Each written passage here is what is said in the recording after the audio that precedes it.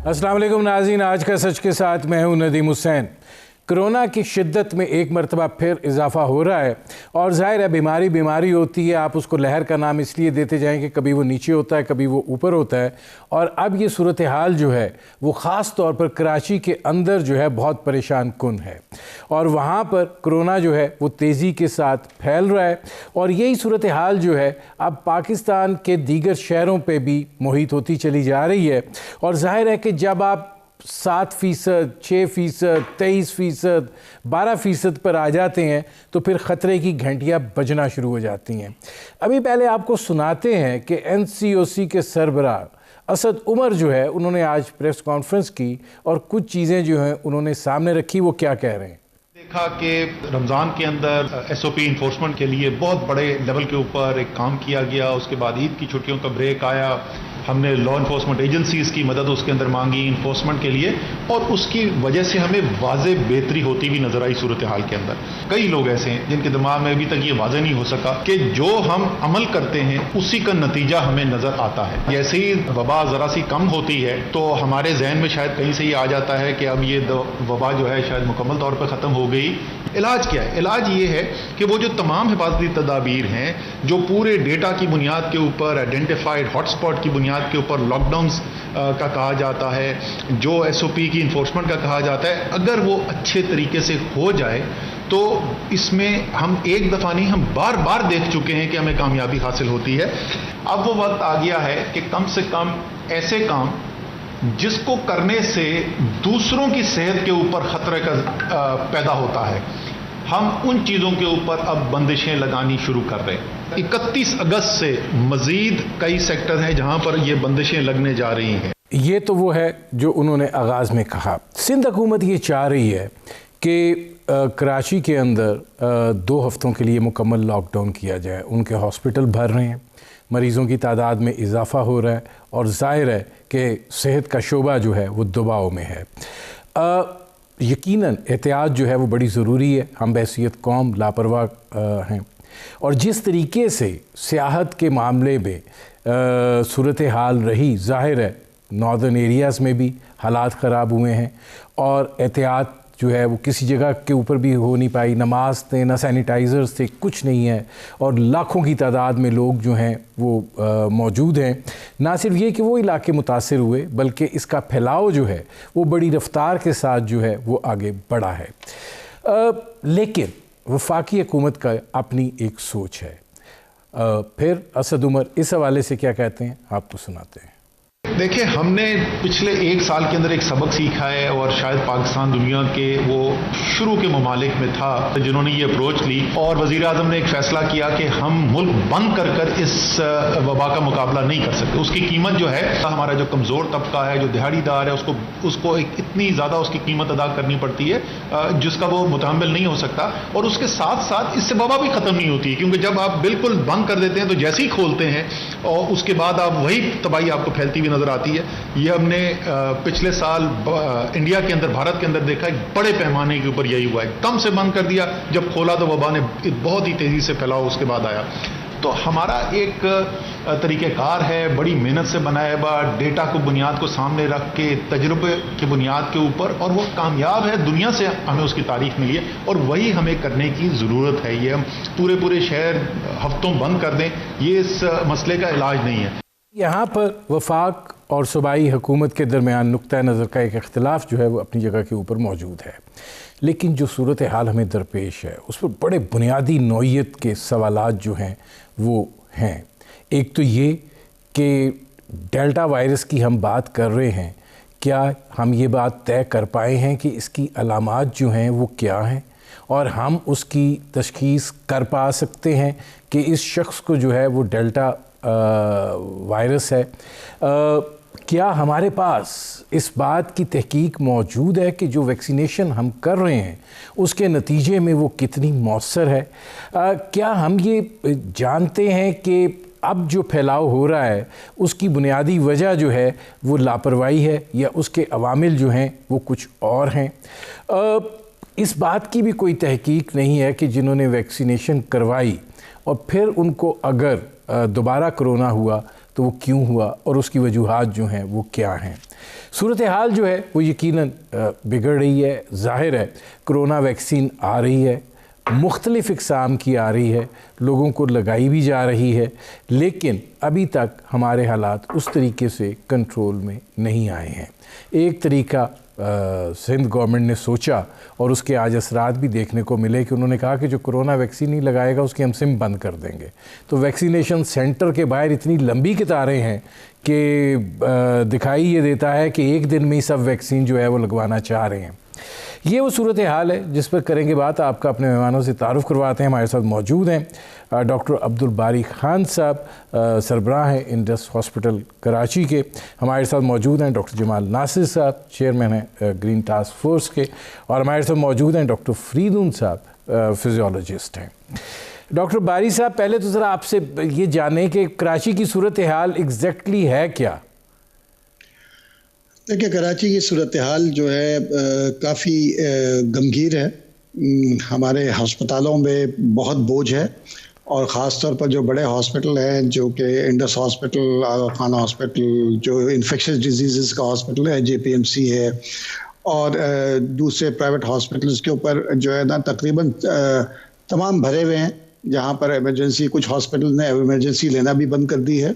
बाकी भी जो हॉस्पिटल्स हैं उसमें तकरीबन समझे कि 80% ऑक्यूपेंसी आ रही है। और उसी वजह से जब ये बढ़ रहा था तो, और उसमें से ये जो 90% जो मरीज़ हैं जो दाखिल हैं वो लोग हैं जो कि वैक्सीनेटेड नहीं हैं।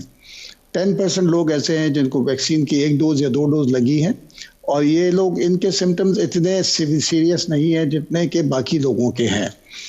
तो वाज़े फ़र्क तो इनमें दोनों में है। तो इसलिए अभी अच्छा, इसमें बारी साहब अब ये फरमाइएगा कि जो डेल्टा वायरस की बात हो रही है, आप लोग क्या समझते हैं कि उसकी अलामात से पता चल रहा है कि ये मरीज़ जो है वो कोरोना का शिकार हो चुका है, या लोग जो हैं वो तज़ब्ज़ुब का शिकार हैं, इब्हाम का शिकार हैं, नहीं समझ में आ रही है लेकिन वो है कोरोना? देखिए, कोरोना जो है ना ये इस वाले का जो डेल्टा वेरिएंट की एक जो ख़ास बात है कि बहुत तेज़ी से फैलता है। उम्मन जो है ना ये फैमिली अफेक्ट हो जाती है विद इन, और इसका इंक्यूबेशन पीरियड कम है। और ये जो है ना सिम्टम तकरीबन कुछ को जो है ना वो फीवर और गला ख़राब होना, डायरिया के भी एलिमेंट आ रहा है, और कुछ लोगों को सिर्फ सरदर्दी हो रही है। तो मैं हमेशा ये कह रहा हूँ कि अगर इस किस्म की कोई भी आइसोलेटेड अलामात हों तो PCR करा ले। उसमें से पॉजिटिव होगा या नेगेटिव होगा। नेगेटिव होगा तो अच्छी बात है, कुछ और चीज़ है, लेकिन पॉजिटिव होता है तो फिर आप शुरू में ही एहतियात कर लें तो वो होगा। इसकी PCR वो नॉर्मल PCR है, उससे होगा। इसको वेरिएंट डेल्टा है या नहीं है, इसके लिए स्पेसिफिक टेस्ट होते हैं, इसकी जीन सीक्वेंसिंग होती है। वो कुछ ख़ास जगहों पे जैसे कराची यूनिवर्सिटी के अंदर और आगा खान यूनिवर्सिटी के अंदर ये कर रहे हैं, उसकी जीन सीक्वेंसिंग करके बताते हैं। तो अभी जो कुछ इन्होंने एनालिसिस किए थे तो वो तकरीबन 90% जो है ना जो सैंपल्स गए थे वो डेल्टा वेरिएंट के थे। तो इसलिए ये अब ऑब्वियसली हम यही समझ रहे हैं, क्योंकि जिस स्पीड से ये बढ़ रहा है और जिस तेज़ी से ये फैलाव आ रहा है, तो ये अब एक एस्टैब्लिश्ड फैक्ट है कि ये डेल्टा वायरस है। और वायरस की मैं आता हूँ डॉक्टर बारी साहब। अब ये जो डॉक्टर जमाल नासिर साहब, आप चूँकि चीज़ों से डील करते हैं, हमारे पास क्या पैरामीटर्स हैं कि ये डेल्टा वायरस है? क्या PCR टेस्ट के अंदर वो पता चल जाता है? फिर फैलाव इसलिए भी होगा कि कन्वर्जेंस जो है टूरिज़म में इस दफ़ा बहुत ज़्यादा हुई है, मुल्क भर के लोग आए हैं। इसके फैलाव की शिद्दत क्या कोई हमारे पास है? बिस्मिल्लाहिर्रहमानिर्रहीम। पहले तो जो मेरा स्कूल ऑफ थॉट था ना, जो शुरू से चलता आया है कि खौफ पैदा किया जाता है, वो अभी तक मुसलसल कायम व दायम है। और अल्हम्दुलिल्लाह पाकिस्तान उन ममालिक में से है जहाँ इतने अरसा गुज़रने के बाद भी जो तादाद है वो इतनी नहीं हुई जिस तरह और बीमारियाँ मौजूद हैं। जहाँ तक डेल्टा वायरस है, मैंने पहले भी आपको कहा था, आपको याद होगा, ये बदलती रहेंगी। कोई अल्फ़ा आ जाएगा, कोई डेल्टा आ जाएगा, कोई बीटा आ जाएगा, कोई गामा आ जाएगा। हमारा पॉइंट ये नहीं है, और ये बदलती रहेंगी, ये ख़त्म नहीं होगा। अगर आप ये समझते हैं कि ये आपका कोरोना वायरस इस मुल्क से और दुनिया से ख़त्म हो जाएगा, ये ख़त्म नहीं होगा। ये मैं आपको बार बार कह रहा हूँ। ये ज़रूर है, आप अगर पैसेज ऑफ टाइम देखें तो जो कोरोना की मॉर्टेलिटी रेट था शुरू में, उसके मुकाबले में ये बहुत कम हो गया है। मसलन ये जो आप बार बार एक अखबारों में, और मुझे नहीं समझ आती वो जो मिनिस्टर वहाँ के सिंध के हैं उनकी मसला क्या है, ख़ास तौर पे इंफॉर्मेशन मिनिस्टर को, जब आप कहते हैं 30%, 40% एग्रीड, ये वो लोग हैं कि जो टेस्ट कराते हैं और टेस्ट कराने के बाद उनके जो पॉजिटिव शरह आती है। अब हो ये रहा है कि लोग अब बहुत समझदार हो गए, नंबर 1, डॉक्टरों का बहुत ज़्यादा तजर्बा हो गया है, नंबर 2, नंबर 3, अब जब मरीज़ को ख़ुद भी पता चल जाता है मुझे कोरोना, अब वो टेस्ट ही अमूमन वो कराने जा रहा है जिसको पता होता है कि 90% श्योर होता है मुझे कोरोना हो गया। अब अगर आप नंबर ऑफ़ टेस्ट देखें ना, वो कम हो गए हैं, नंबर ऑफ़ टेस्ट। उसकी वजह है कि कोरोना की तादाद कम हो रही है। अगर आप इसको 2000 अप्रैल 20 से कंपेयर करें तो अभी भी आधी शरह है उसके मुकाबले में, और नंबर ऑफ़ डेथ जो हैं वो कम हैं जो पिछली वेव्स आई थी। तो एक बात तो जहन में रखें कि जैसे सार्स आया और दूसरे MRS सारे दूसरे आए, इन्फ्लुएंजा वायरस आया, मसलन 1900, मैंने पहले भी आपको फिगर दी थी, 2019 में जब इन्फ्लुएंजा बहुत तो आया था, हमारे पाकिस्तान के अंदर 75,000 अफराद की डेथ हुई थी, और ये 1.5 साल के अंदर 23,000 बंदे मरे। ये कोई इतनी बड़ी फिगर नहीं है जिसमें हम परेशान हुए हैं। जो दूसरा सवाल आपने कहा डेल्टा वेरिएंट, यस इसकी टेस्ट अवेलेबल है वेरिएंट का, तो ये कोई उसके लिए ये है कि उसको पहले हम एक रूटीन में PCR कर लेते हैं। अगर कोई इंटरेस्टेड हो गया हमने डेल्टा कराना है तो उसका अलहदा PCR अवेलेबल है, ये हो सकता है। मुझे एक ब्रेक। वेलकम बैक डॉक्टर फरीदुन साहब, अब आपसे 1-2 सवाल हैं। ये जो मामला है डेल्टा वायरस वाला, आपको क्या लगता है कि जो वैक्सीनेशन हो रही है, कोई तहकीक क्या कह रही है, कोई इस पे काम हो रहा है कि ये कितना मौसर है इसके ख़िलाफ़ और कितना फ़ायदेमंद है? जी, मैं इस हवाले से कुछ जो हैं रिसर्च पेपर्स जो कोट करना चाहूँगा। New England journal of medicine की हालिया तहकीक से ये बात सामने आई कि जो फाइजर है और एस्ट्राजेनेका है, इनकी efficacy against covid is 60 to 80%, whereas जो पुराना वाला था वो अबाउट 95% थी। और नेचर जो है बड़ा प्रेस्टीजियस जर्नल है, उनकी तहकीक के मुताबिक सिंगल डोज जो है that बेयरली inhibits delta variant. Delta variant को वो तकरीबन उसके खिलाफ सिंगल डोज की मैं बात कर रहा हूँ, जितनी अवेलेबल वैक्सीन हैं वो मौसर नहीं हैं, तो इसलिए दूसरी डोज लगवानी पड़ रही है। बल्कि फाइजर जो है वो तो उनकी तरफ से रिकमेंडेशन आ रही है कि एक 3rd बूस्टर शॉट भी लगवाया जाए to counter the delta variant. ये इतना संजीदा मामला है कि फाइजर जो है अब एक नई वैक्सीन बनाना चाह रहा है स्पेसिफिकली फॉर डेल्टा वेरिएंट। देखिए, हमने अभी बात भी की थी कि ये लहर आ रही है, वेव्स आती हैं, वेव्स आती हैं। वेव्स आने का जो है बुनियादी जो रीज़न है वो ये है कि दो हैं। एक तो ये कि जी जब SOPs फॉलो नहीं किए जाते तो ये इसकी कोरोना पेशेंट्स की तादाद में इजाफा हो जाता है। दूसरा एक बहुत अहम, बहुत ज़्यादा अहम जो है जो वजह है वो ये भी है कि ये वायरस जो है अपने आप को चेंज करता जा रहा है। जब एक नया वेरिएंट आ जाता है तो उसकी जनरली एबिलिटी जो पॉपुलेशन में जो फैलता है तो उसकी एबिलिटी दूसरे जो वेरिएंट्स हैं उनसे कहीं ज़्यादा होती है। मैं आपको मिसाल देता हूँ कि ये जो है नेशनल जियोग्राफिक इनका जो जर्नल है, इन्होंने ये तहकीक की और ये उसमें ये बात ये सामने आई कि 60% जो है delta variant is more transmissible, यानी कि जो पहले वाला वायरस था उसके मुकाबले में 60% ये ज़्यादा है। मजीद मैं आपको ये भी बताना चाहूँगा कि जी जो लोग हैं जो डेल्टा वेरिएंट से इन्फेक्टेड होते हैं, उनके रेस्पिरेटरी सांस वाली जो सिस्टम है, रेस्पिरेटरी सिस्टम, उसके अंदर डेल्टा वेरिएंट की तादाद जो है वो 1000 गुना ज़्यादा होती है निस्बत जो दूसरे कोरोना वायरसेस के। अच्छा, इसमें डॉक्टर फरीदुन साहब ये ज़रा फरमाइएगा कि क्या ये भी कोई तहकीक हो रही है कि कोई इस पे हमारे पास स्टडी की जा रही है या कोई है कि ये जो वैक्सीनेशन है ये कितनी इफ़ेक्टिव या मौसर साबित हो रही है? जी, मैंने जैसा कि सारी की तो अभी कंप्लीट हतमी डाटा अवेलेबल नहीं है, लेकिन जब मैंने बात शुरू की थी तो मैंने यही अर्ज किया था कि जो फाइजर और एस्ट्राजेनेका है वो अबाउट 20 to 30% लेस इफेक्टिव है, और ये मैं बात कर रहा हूँ डबल डोज के बाद।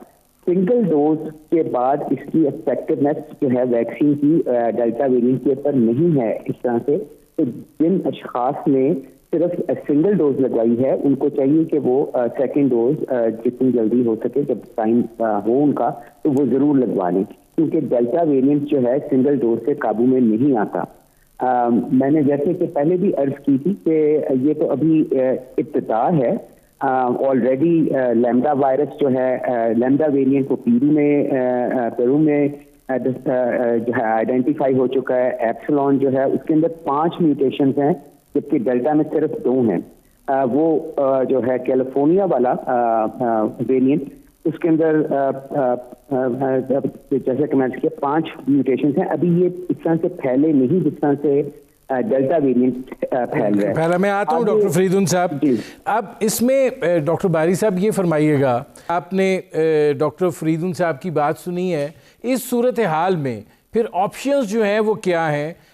वफाकी हुकूमत ये कह रही है कि लॉकडाउन जो है इस तरीके से मौसर नहीं हो सकता, सूबाई हुकूमत चाहती है कि लॉकडाउन हो जाए। आपके यहाँ दबाव जो है वो अपनी जगह के ऊपर मौजूद है और ये दबाव आगे ट्रांसफ़र हो रहा है, तो फिर ऑप्शंस क्या हैं?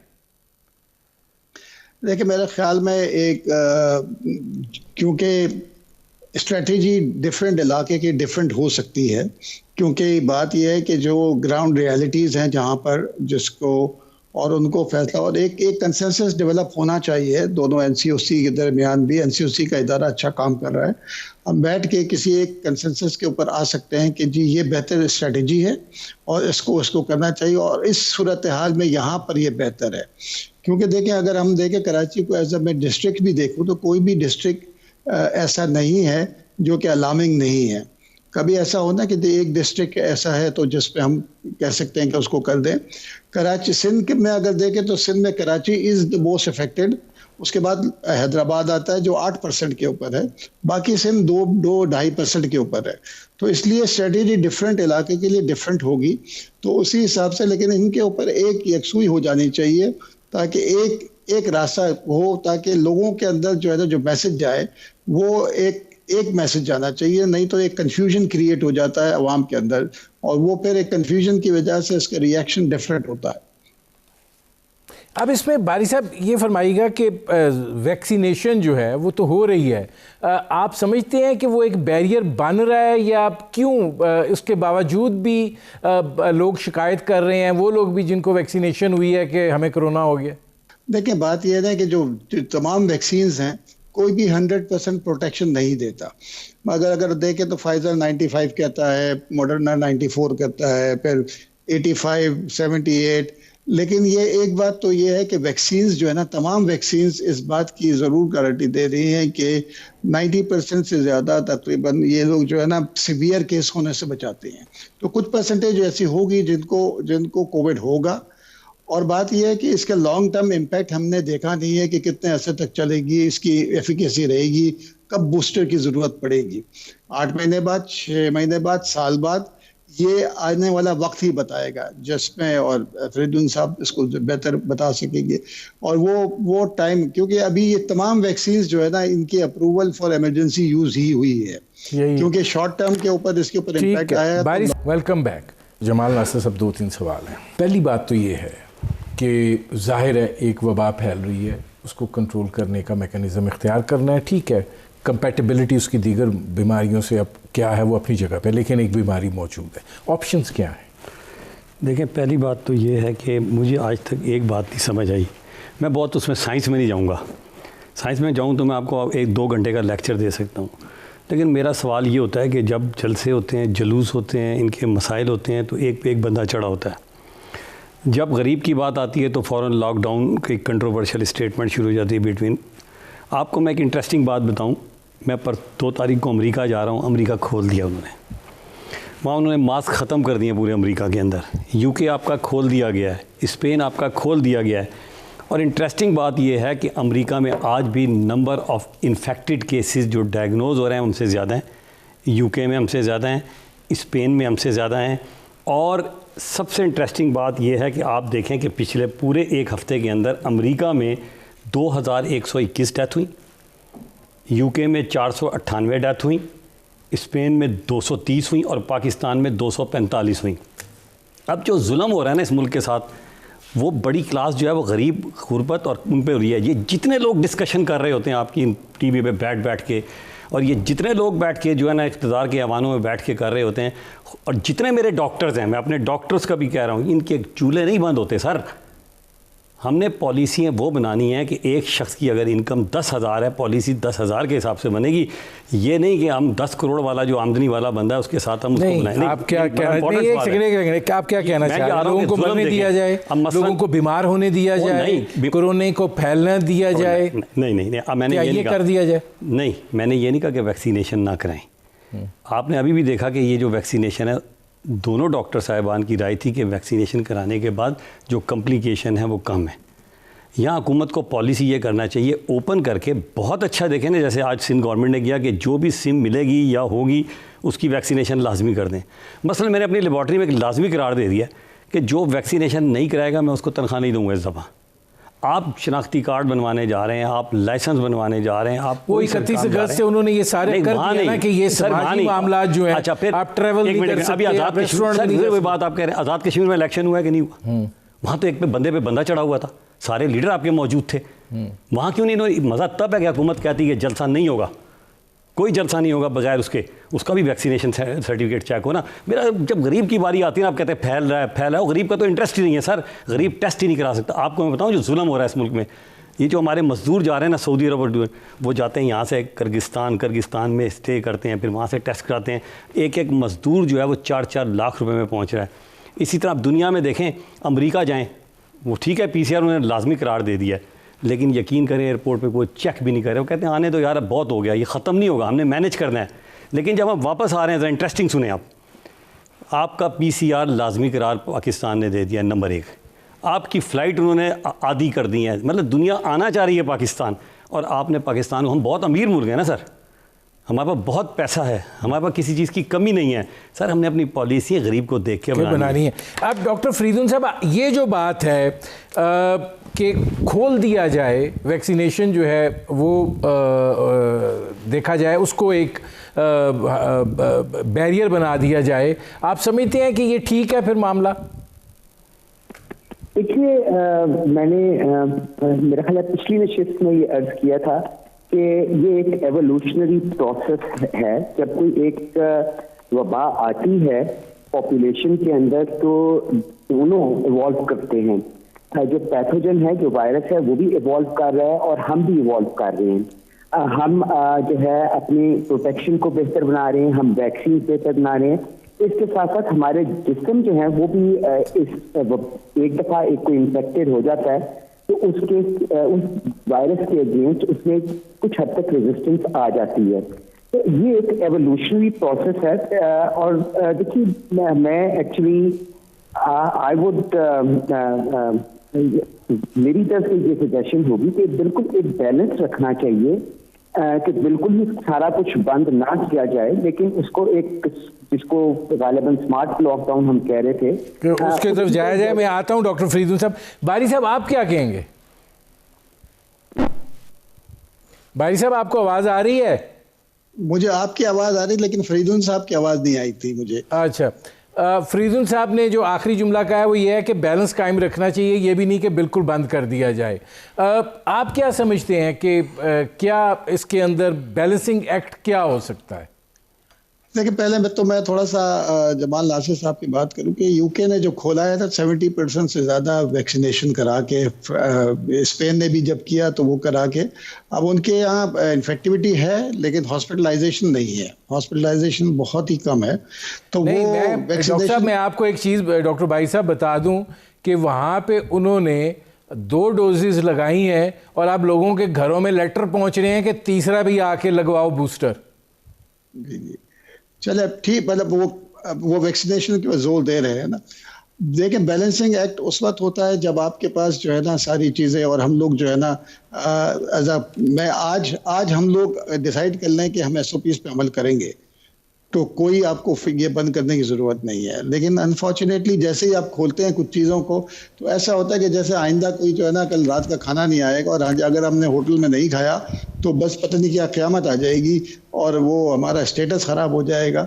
इस तरह उसके ऊपर टूट पड़ते हैं। देखिए, हमको कुछ अरसे तक ये डिसाइड करना है कि we have to learn to live with this virus. इसके वायरस के साथ जीना सीखना होगा। ठीक है, मेरे पास आखिरी 30-40 सेकंड रह गए हैं।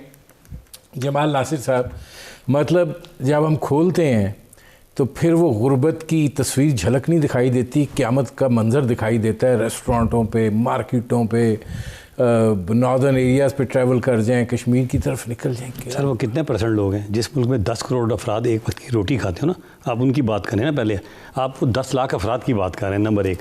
दूसरी बात ये कि ये जो है ना, मैं अभी भी फैलता ही इन्हीं की वजह से है ना। नहीं सर, इनकी वजह से नहीं फैलता। ये हमारे बड़े लोगों की ये बड़े लोग जब जाके जलसों में बैठ के तकरीरें करते हैं ना, वहाँ करें ना कि आज हम तकरीर नहीं करेंगे, करें ना 1 लीटर जाके कि आज कोई जलसा नहीं होगा क्योंकि कोरोना है, कोई नहीं करता। लेकिन मैं आखिरी पैगाम जो देना चाहता हूँ आपके तवज्जुह से, इस लुबे-लुबाब में कि खुदा के वास्ते वैक्सीनेशन ज़रूर लगवाएं। वैक्सीनेशन अच्छी चीज़ है। अगर हो भी गया कोरोना वायरस तो कम अज़ कम जो है वो उसमें कम्प्लिकेशन के चांस बहुत कम है। और हुकूमत से आखिरी दरख्वास्त है, खुदा के वास्ते ये जो बाहर से हमारी एयरलाइंस हैं, मुसाफिर हैं, ये बड़े जलील हो रहे हैं, इनको खोल दें खुदा के वास्ते। मेरे प्रोग्राम का वक्त ख़त्म हो रहा है। बहुत शुक्रिया डॉक्टर बारिश साहब, बहुत शुक्रिया डॉक्टर जमाल नासिर साहब, बहुत शुक्रिया डॉक्टर फरीदुल साहब।